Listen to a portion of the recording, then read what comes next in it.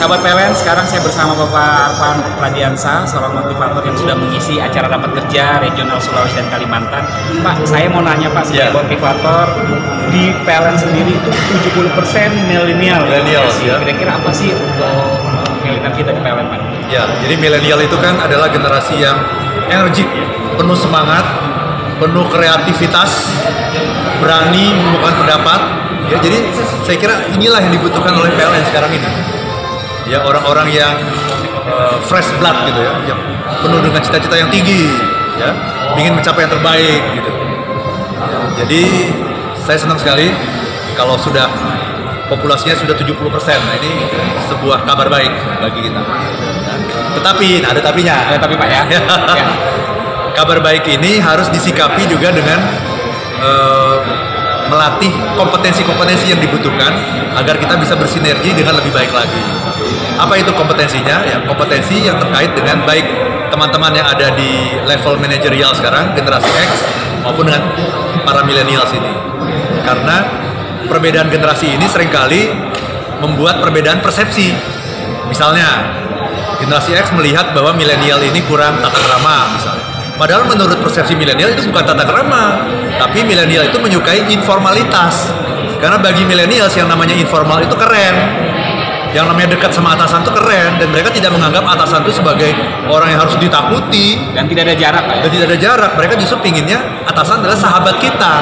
Nah, ini yang seringkali menghasilkan yang namanya point of tension tadi itu. Kenapa? Karena Gen X-nya melihat kok kamu kurang menghormati, kurang sopan santun, kurang tata krama. Maka yang harus dilakukan sesungguhnya adalah bagaimana kita menjembatani. Kita harus tanya sama milenial, yang dimaksud itu apa? Ternyata bukannya nggak hormat, sangat menghormati, tetapi gayanya yang berbeda gitu ya. Dengan gaya milenial, gaya yang lebih bersahabat, yang lebih kekeluargaan, yang lebih informal, itu yang lebih disukai. Jadi sebetulnya ini sesuatu yang bisa dijembatani kalau masing-masing pihak mau saling mendengarkan, berusaha memahami dan mempelajari kompetensi yang dibutuhkan masing-masing. Makanya saya bilang ada 9 kompetensi yang dibutuhkan oleh para leader ini untuk bisa bersinergi dengan milenial itu sebetulnya. Kalau ini bisa dilakukan, itu sinerginya akan luar biasa dahsyat di tahun 2020 ini. Betul Pak, berarti kita kan gini Pak, sekarang kita ada gap antara yang mau pensiun sama menduduki tempat itu harus ada fast track. Betul. Nah, tadi selain kompetensi itu, terus etika dan sebagainya, kira-kira ada satu nggak mungkin Pak harapan dari Bapak kepada milenial PLN sendiri? Ya, harapan saya milenial harus bekerja keras, ya, memahami cara generasi X berinteraksi yang mungkin berbeda, gitu ya. Generasi X itu ingin milenial ini jadi orang-orang yang berhasil, karena siapa yang pingin peninggalannya itu berantakin? Kan nggak ada yang mau kan? Generasi X, baby boomer sudah meninggalkan dasar-dasar fondasi bagi PLN ini untuk bisa jaya. Nah, mereka pingin mewariskan ini dong ke milenial.